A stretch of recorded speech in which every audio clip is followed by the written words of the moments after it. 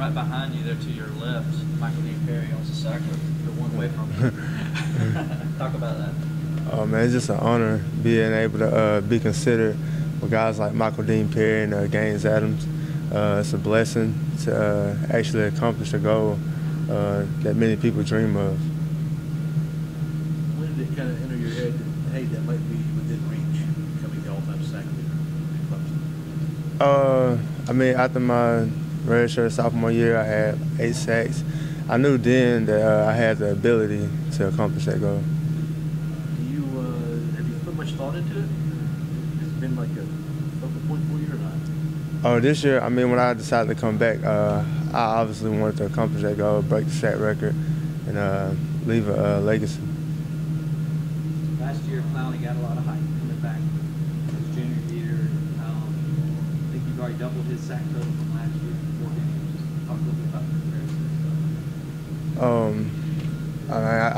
I just try to go out there and give my all each and every play when I'm out there on the field. Being compared to a guy like Clowney, he's a great player, and I enjoy the comparisons. I just try to go out there and just do my best each and every play. Do you feel like you're the best defensive end in the country? I do. I mean, I know I'm going to get a lot of heck for the answer. But, I mean, yeah, I mean, that's my mindset. Like I said, when I go out on the field, I feel like I'm the best. I feel like my production can speak for itself. Or 2 or 3 times against North Carolina where you kind of deep to the outside and you got inside basically untouched. Is that a part of your game that you feel is further along than it was this time last year? Yeah, definitely. I mean, I progressed over the summer and over the spring, so I gained a lot of different moves and added a lot of different critiques to my game. So I've definitely got better as a pass rusher. Do you watch yourself on film ever and go like, he's done, like, he's finished, or do you line up saying, I see him right here, he's done, there's no way he can stop me? Do you notice this? I mean, yeah, like when I'm down, that's my mindset. I mean, he can't stop me and he can't block me. So when I got that mindset when I'm coming off the ball, that gives me the ability to be able to beat the tackle. How do you prepare for a dual threat quarterback like Jacoby Brissett, kind of a power back, and Shadrack Gordon of NC State? Really, you just gotta be disciplined. I mean, when you as a pass rusher, you gotta be disciplined because a guy like Jacoby Brissett, he can hurt you as a dual threat quarterback. He's very versatile, so you have to be disciplined as an end. How hard is it to a guy like him? He looks very strong. You saw him play what he did against Florida State. It's like sort of like Jameis Winston is, I guess. So when you gotta go up against a guy like that, how do you gotta hit him?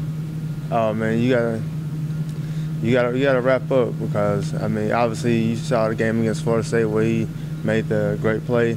So definitely you gotta wrap up. Can't arm tackle. What do you see differently now when teams scheme for you, defense from you, that you didn't see even a year ago? I'm drawing a lot of double teams here and there, so it's really been tough for me, but I had to adapt to it, and I think I've done a good job of adapting to it. You think getting Corey back after that Georgia game has helped you a lot to kind of do what you've been doing the last couple of weeks?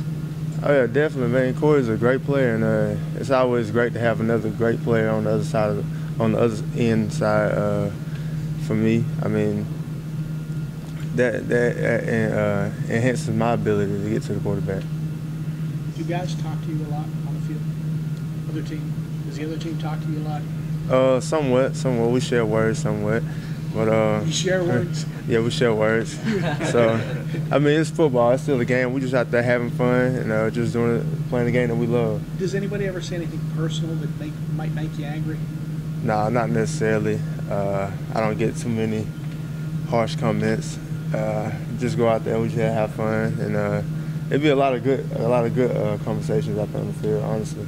Do you ever tell a guy, I'm coming right now? Oh yeah, I mean, I talk trash on the field. I talk a lot of trash on the field, but like guys from Marquise Williams, I met him at Media Day, so it was a lot of good talk out there on the field. Yeah, it's somewhat, probably easier, I guess. It's probably easier to do it with a guy like that. At least you have a history with it. Yeah, definitely. I mean, but no guy wants to be sacked. So, I mean, it's a blessing. Obviously, you feel good about sacks and when you get a sack, but is it even just as good for you knowing where you came from, where you went from just a guy who got sacks to now you can grab the ball carrier and throw him for a loss or keep him from getting any kind of gains on running the ball? Oh yeah, I mean, I developed in the run game over the past couple of years. I try to develop my game as a run stopper instead of just a pass rusher. I try to become more dimensional, not just one dimensional. I envision you having this large sack chart above your bed in your apartment and you're coming home on Saturday night with a big X on it. Tell me that's true. No? No, but I do have pictures of the sacks that I got, but I don't have the X's. I might do that though. I'm gonna take you up on that. I like that idea. Yeah. So you have like a that. picture of every sack? Right now, Do you do? I do. How do you keep them? Do you keep them in a book or on a wall? Or? Yeah, just on the wall. So I just try to look at that and then like, man, I got to get some more. I'm trying to fill up my whole wall. Okay. You've been doing that since your first year? Oh no, I actually started last year. Started last year? Started last year. Of all the sacks that you accumulated in your career, what's the one that kind of sticks out, or maybe your top 3 in your career so far? Probably So the level of talent. my first one against Auburn. I mean, that really skyrocketed my faith and my thought process that I could be a dynamic pass rusher. How hard is it to track down pictures, and have you had trouble? Have you ever had one where a segment, well, man, I looked all over the place. I can't find this one. I need Yeah, they weren't there when But yeah, it hasn't been. Yeah. What about that one at Georgia when you just jumped over the guy? Yeah, they ain't get that one. Yeah. They ain't get that one. But no, it's not too difficult. I mean, obviously, just going to Google, a lot of cameras, so that's very beneficial. You know, Georgia was able to kind of limit you a little bit with double teams, sometimes triple teams.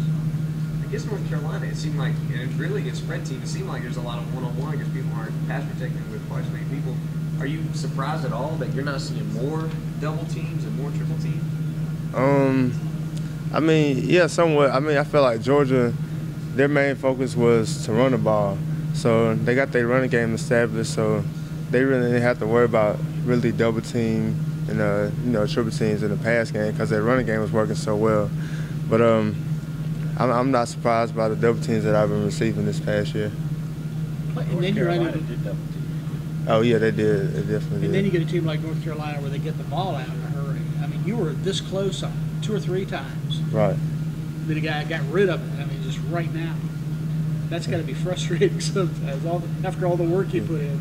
Yeah, it's definitely frustrating, but just keep playing on to the next play. That's how I look at it.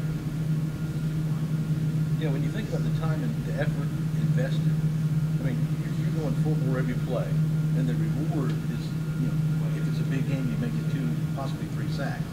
How do you deal with that in your mind? You know, that you're playing your tail off, and the reward is kind of small. I mean, you have to understand that in certain games, you're not going to get certain plays. And then, like, guys like against North Carolina, they try to double team me, so they try to limit my production. But you just have to have that mindset, like I said, like, I'm going to make this play. And if you got that mindset, that just takes your game to a whole nother level. Just be relentless. Relentless. Exactly. You got to have that drive in you. But you got to know if you're occupying 2 guys, you've got to help the other guys. Yeah, it's going to open up a door for other guys.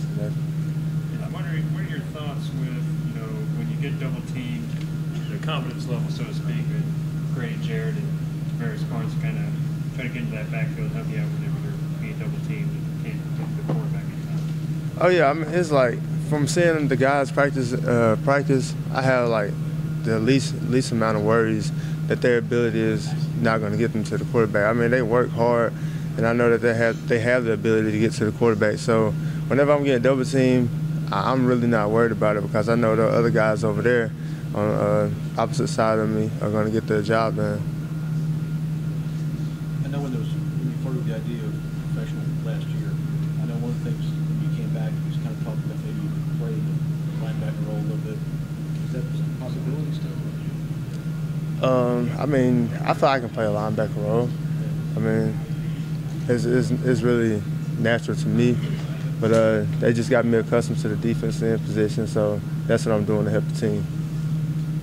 This time last year, you felt like you were pretty comfortable around like 235, 240. Where are you right now? Yeah, I'm still around that range. Yeah, still around that range. All set. Thanks, Vic. Thank you, sir. All right, thank you. Yeah. Yeah.